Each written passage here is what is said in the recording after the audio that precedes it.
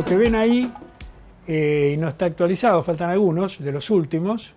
El último me llegó la semana pasada, es un trabajo que salió en Brasil sobre el pensamiento, la importancia del pensamiento tradicional confuciano en las organizaciones políticas en gran parte de Asia, que está influida históricamente por el Imperio Chino, ¿no? Pero después eso combina con trabajos como el primero que está allá, que no lo van a ver, es el primero de la fila, que es Industrias Culturales en la Integración de América Latina, que hice con Néstor García Canclini. En fin, o sea, yo trabajo el tema cultural y trabajo los temas de política internacional, de relaciones internacionales, generalmente sobre Argentina o América Latina, Asia, pero también trabajo temas europeos. Ahí hay ediciones en inglés, publicadas en Europa y en francés. Tengo una en japonés por ahí también, qué sé yo. Hay distintos tipos de trabajos.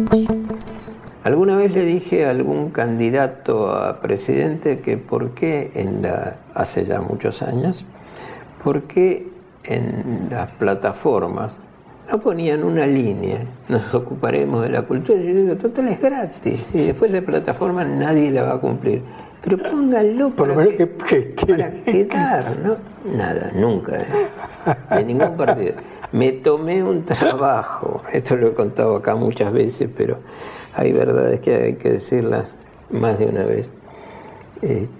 Me tomé el trabajo de ver las plataformas de varios años, de varias elecciones.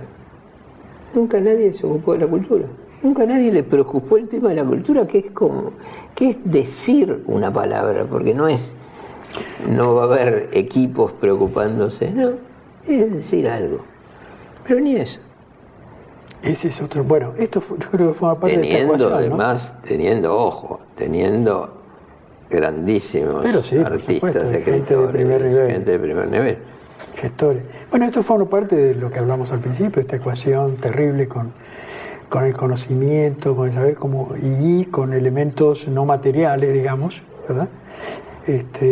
Materiales, con lo que llamamos la riqueza inmaterial, que es clave en cualquier país y en la cual América Latina particularmente está muy bien dotada y Argentina está excelentemente dotada. Y tenemos una punta de entrada no solo humanos, teniendo elementos que son muy importantes. Claro. Ahí tenemos una vía de entrada fundamental. Pero, como tú dices, siempre está como una cosa de valor limitado, marginal, y esto también es una línea que atraviesa distintos gobiernos. Y muy distintas épocas. Y muy distintas épocas. Hace 100 años, los representantes de la Argentina, ministros, plenipotenciarios en esa época, no había embajadores, claro, hablaban con mucho desprecio del tango como música argentina. Decían, no, esa música es una música que no tiene nada que ver con el país. Terminó representando al país y siendo sinónimo del país. Quiere decir que hace 100 años, y te doy nombres, Carlos Ibarguren, uno de los que dijo que no servía para nada. Leopoldo Lugones, no estoy hablando de gente que por otro lado respeto, pero en eso los argentinos dejarlo de lado. Y que podría ser además en este momento y desde hace unos 20 años un motivo de ingreso, que ya lo es en parte, un motivo de ingreso por ahora turístico, pero que también puede ser un motivo de ingreso industrial. Pero absolutamente, no solo eso, sino te voy a tratar de combinar ahora dos áreas, dos regiones y en el campo de cultura. ¿Cómo se puede utilizar? Este es otra vez el problema, ¿cómo podemos utilizar lo que tenemos? Los españoles hace pocos años, a principios del 2000, declararon política de Estado relacionarse con China y entrar con China como de lugar. Y armaron un aparato infernal, pusieron cualquier cantidad de millones de euros. Yo estaba muy en contacto con España en todo este periodo del 2000, así que conozco en detalle el proceso. Y uno de los elementos que le dieron más peso fue la parte cultural. ¿A qué nivel? Hicieron un estudio, te doy uno de los ejemplos, hicieron un estudio de la música china y buscaron con cuál música española podía ser empatía, había empatía, claro. Y a partir de ahí hicieron todo un programa de minis, programitas de 5 minutos en distintas emisoras en China, además, y empezaron a difundir y lo usaron como uno de una panoplia mucho más amplia, obviamente, muy articulada e integral, de elementos para acercarse, para empezar a ser conocidos, para ser conocidos de forma grata, empática.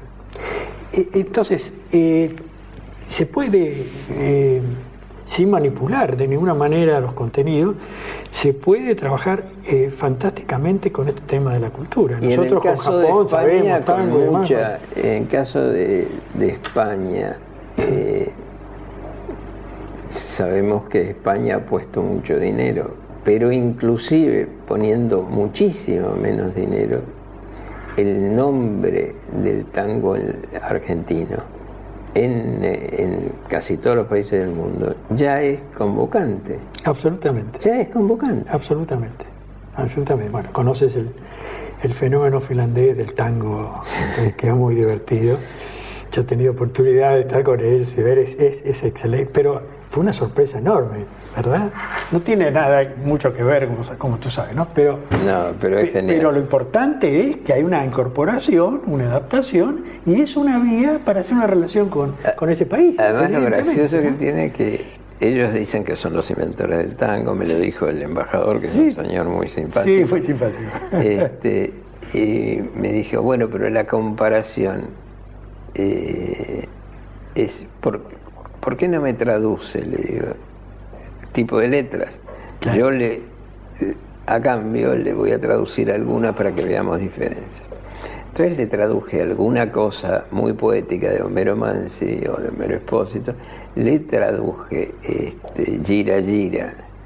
Que eso no es fácil de... Eso no es fácil, sí, pero ese tipo de cosas parece que golpean bastante. Y después él me contó lo que era el tango.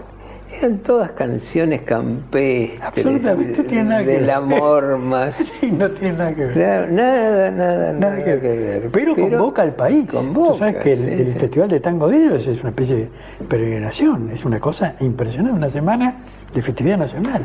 Y llegaron a decirle a un amigo mío en Helsinki, le dijeron que él le dijo, yo soy de allá, porque es uruguayo, y yo soy de allá dónde, le dijo el tipo, y yo soy de allá, de Uruguay, de donde es este tango. Lo miró con cara de desprecio y le dijo, este es un tango tradicional finés. Y no siguió hablando porque era ya desprecio. Pero ahí tienes, por ejemplo, una vía para conectarte con un país que tiene una enorme capacidad tecnológica, que ha puesto en práctica exitosamente, que tiene el instituto más importante que en Europa, o de los 2 o 3 institutos más importantes de Europa de estudio de futuro. Lo hacen todo con perspectiva, con planeamiento a largo plazo, y con los cuales puedes, hacer intercambios cooperativos fantásticos. Es decir, el mundo hay que dividirlo, es como un traje de confección, a cada uno le tienes que buscar qué le queda bien, qué te queda bien para hacer juego con él, ¿verdad? Y hay muchísimas formas de entrada y la cultura es fundamental, no solo la propia. Ahora te agrego esto por mi experiencia en Asia. Mis mayores éxitos en Asia, y no voy a hablar de ellos porque han sido también muy grandes, se han logrado por mi conocimiento de las culturas asiáticas. Yo he visto cambiar posiciones de 180 grados de alto, estoy hablando del ministro de Relaciones Exteriores, secretario de Estado, en una conversación. Porque les hablabas. Porque les hizo, o porque hicieron una cita de un poeta nacional y yo se la terminé. Bueno, a partir de ahí cambió totalmente. A partir de ahí yo era otra persona. Fui tratado de otra manera, fui considerado de otra manera. Porque los conocías. Porque traté de conocerlos. Yo ni digo, modestamente lo digo en serio, no es una pose, trato de conocerlo. El hecho de que trates de conocer al otro tiene una recompensa. Yo escribí un libro sobre Vietnam en los 80, que hasta hace 2 o 3 años era el único libro escrito por un latinoamericano. Ahora creo que hay 2 o 3 más. Y esto me valió, ser invitado a Vietnam, me valió una reunión con el ministro de Educación y un grupo de 10 especialistas con televisión y toda una mañana, grabado, se pasó por la televisión nacional y todo, para discutir mi libro, lo cual era un disparate atómico. ¿Por qué? Por más que yo hubiera ido algunas veces, recogí material, además, y armé una recopilación con otros autores, yo coordiné el libro. Mi conocimiento de Vietnam es absolutamente limitado para ser generoso conmigo. ¿Qué me premiaron? Premiaron de alguien que intentó acercarse y conocerlo, nada más. Y el gesto con la cortesía oriental, ¿no es cierto? De darte un peso que no tenía de ninguna manera, era un disparate. Si tú lo veías racionalmente hacer esa reunión para ver un libro de un extranjero de este nivel. Lo que pasa es que no había nada en América Latina y algún latinoamericano que se... Entonces, esto significa, y eso me abrió todo el gobierno vietnamita en su momento. ¿Eh? Me abrió contactos con todos los niveles del gobierno vietnamita. Y de la intelectualidad vietnamita y demás. Desmedido, te digo, la recompensa fue desmedida, ¿no? Pero me sorprendió permanentemente, pero eso te muestra cómo el intento de conocer al otro constituye un instrumento muy, muy importante para la relación personal e internacional. internacional. Giovanni Papini tenía, y con esto terminamos el programa, pero me parece que es pertinente. Tenía una frase que a mis 14 años subrayé varias veces, con tinta verde, pero que me parecía muy importante, que era: conocer es disponerse a amar. Hermosa. Me parece una frase maravillosa. Hermosísima.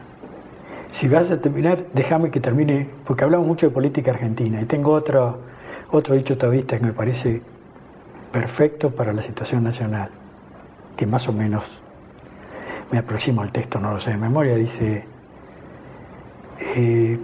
a veces es necesario aprender a recogerse o torcer el camino un par de centímetros para poder enderezar y avanzar 1 metro.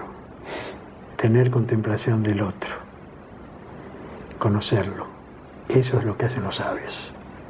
Nos haría mucha falta a la Argentina conocer a sus hermanos. Y la capacidad de flexibilidad. Y la capacidad de flexibilidad. Lo que hay que saber retroceder, salir al costado para poder avanzar. O sea, hay que tener ductilidad y no rigidez, ¿no? Bueno, te agradezco enormemente, Horacio. No, por favor, ha sido... Esta charla que ha sido... Esta charla ha sido una de las charlas excelente. Que nosotros tenemos normalmente. Sí, pero esta vez lo hemos puesto a recta. Claro, es un poco la costumbre de estos programas. Todos cuando se van dicen, pero en realidad hemos hablado de lo como que hablamos siempre en casa. Sí, bueno, es así. Por eso somos tan amigos desde hace tanto tiempo. Horacio. Gracias por haber venido. No, gracias, Horacio.